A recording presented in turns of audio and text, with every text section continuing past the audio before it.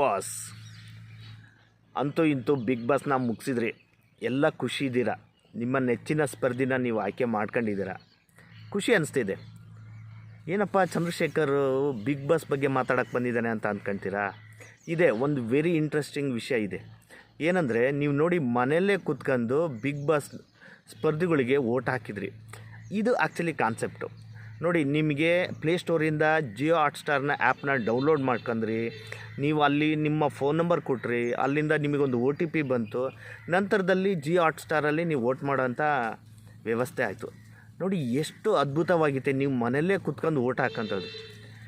ಇದೇ ಕಾನ್ಸೆಪ್ಟನ್ನ ನಾವು ಯಾಕೆ ನಮ್ಮ ವಾರ್ಡ್ಗಳಲ್ಲಿ ಅಂದರೆ ಮೈಕ್ರೋ ಲೆವೆಲಲ್ಲಿ ನಾವು ಯಾಕೆ ಒಂದು ಆ್ಯಪ್ನ ಕ್ರಿಯೇಟ್ ಮಾಡ್ಕೊಂಡು ಎಲ್ಲಿ ಎಷ್ಟು ಜನ ಸ್ಪರ್ಧಿಗಳು ಭಾಗವಹಿಸ್ತಾರೆ ಅವರ ಸಂಪೂರ್ಣ ವಿವರಗಳನ್ನ ಅಥವಾ ಅವ್ರ ವಿಡಿಯೋ ಮೂಲಕ ಅವರ ವಿವರಗಳನ್ನು ಅಪ್ಲೋಡ್ ಮಾಡಿದ್ರೆ ನೀವು ಮನೆಯಲ್ಲೇ ಕೂತ್ಕೊಂಡು ಚರ್ಚೆ ಮಾಡ್ತೀರಾ, ಹೌದಲ್ವಾ? ನೀವು ಮನೆಯಲ್ಲೇ ಯಾವ ಅಭ್ಯರ್ಥಿ ಆಯ್ಕೆ ಆಗಬೇಕು ಅನ್ನೋದನ್ನು ಮನೆಯಲ್ಲೇ ಕೂತ್ಕೊಂಡು ವೋಟಿಂಗ್ ಮಾಡ್ತೀರಾ.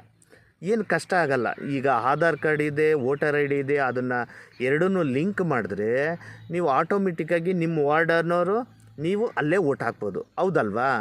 ಅಭ್ಯರ್ಥಿ ಯಾರು, ಅವ್ರ ಬಯೋಡೇಟಾ ಏನು, ಪ್ರತಿಯೊಂದನ್ನು ನಾವು ಅಲ್ಲಿ ಅಪ್ಲೋಡ್ ಮಾಡ್ಬೋದು. ಅವನು ಆಯ್ಕೆ ಆದಮೇಲೆ ಅವನು ಯಾವ ರೀತಿ ಕೆಲಸ ಮಾಡ್ತಾನೆ, ಆಮೇಲೆ ನನ್ನ ವಾರ್ಡಿಗೆ ಹಣ ಎಷ್ಟು ಬಂದಿದೆ, ಅವನು ಏನೇನು ಕೆಲಸ ಮಾಡ್ತಾನೆ ಅದನ್ನೆಲ್ಲದೂ ಅಪ್ಲೋಡ್ ಮಾಡ್ಬೋದು. ಆಮೇಲೆ ಪಬ್ಲಿಕ್ ಒಪಿನಿಯನ್, ಜನ ನಾವು ನಮಗೆ ಯಾವುದು ತುಂಬ ಇಂಪಾರ್ಟೆಂಟ್ ಅನ್ನೋದನ್ನು ನಾವು ಪೋಲಿಂಗ್ ಮುಖಾಂತರನೂ ನಾವು ಆ್ಯಪಲ್ಲೇ ಹೇಳ್ಬೋದು. ನೋಡಿ ಎಂಥ ಅದ್ಭುತ ಟೆಕ್ನಾಲಜಿ ಇದೆ. ನಾವು ಟೆಕ್ನಾಲಜಿನ ಚೆನ್ನಾಗಿ ಬಳಸ್ಕೊಂಡ್ರೆ ನಾವು ಮನೆಯಲ್ಲೇ ಕೂತ್ಕೊಂಡು ಎಲ್ಲ ಒಂದು ಆರ್ಟ್ ಆಫ್ ಗೌರ್ನಮೆಂಟ್ ಸಂಪೂರ್ಣ ಪಾರದರ್ಶಕವಾಗಿ ನಾವು ಆಡಳಿತನ ನಾವು ಮೈಕ್ರೋ ಲೆವೆಲಲ್ಲಿ ಮಾಡ್ಬೋದು. ನಮ್ಮ ಈಗ ಏನು ಮುಂದೆ ಬರುವಂಥ ಚುನಾವಣೆಗಳು, ಪುರಸಭೆ, ನಗರಸಭೆ, ಮಹಾನಗರ ಪಾಲಿಕೆ, ಗ್ರಾಮ ಪಂಚಾಯತಿ, ನೋಡಿ ಇದು ಮೈಕ್ರೋ ಲೆವೆಲ್. ಗ್ರಾಮ ಪಂಚಾಯತಿ ಮಟ್ಟದಲ್ಲಂತೂ ಈ ಆ್ಯಪ್ಗಳ ಮುಖಾಂತರ ಮಾಡಿದ್ರೆ ಅದ್ಭುತವಾಗಿ ಪ್ರತಿಯೊಬ್ಬರು ಮನೆಯಲ್ಲೇ ಕೂತ್ಕೊಂಡು ಎಲ್ಲರೂ ಏನು ನಡೀತಾ ಇದೆ, ನನ್ನ ವಾರ್ಡಲ್ಲಿ ಏನು ನಡೀತಾ ಇದೆ ಅನ್ನೋದನ್ನು ಮೊಬೈಲಲ್ಲೇ ಅಪ್ಡೇಟಾಗಿ ನೋಡ್ತಾ ಇರ್ಬೋದು. ನೋಡಿ ಎಂಥ ಟೆಕ್ನಾಲಜಿ ಇದೀವಿ. ನಾವು ಬಿಗ್ ಬಾಸ್ಗೆ ಎಷ್ಟು ಇಂಟ್ರೆಸ್ಟ್ ಕೊಟ್ವಲ್ಲ, ಅದೇ ಇಂಟ್ರೆಸ್ಟ್ನ ನಾವು ನಮ್ಮ ವಾರ್ಡಿಗೆ ಕೊಟ್ಬಿಟ್ವಿ ಅಂದರೆ ನಮ್ಮ ದೇಶ ಅದ್ಭುತವಾಗಿ ದೇಶ ಆಗುತ್ತೆ. ಏನನ್ನಿಸುತ್ತೆ ನಿಮಗೆ? ದಯವಿಟ್ಟು ಕಮೆಂಟ್ ಮಾಡಿರಿ. ಇಂಥ ಚರ್ಚೆಗಳು ಸಾಕಷ್ಟು ಆಗಬೇಕು, ಸಾಕಷ್ಟು ಚುನಾವಣಾ ಸುಧಾರಣೆಗಳಾಗಬೇಕು.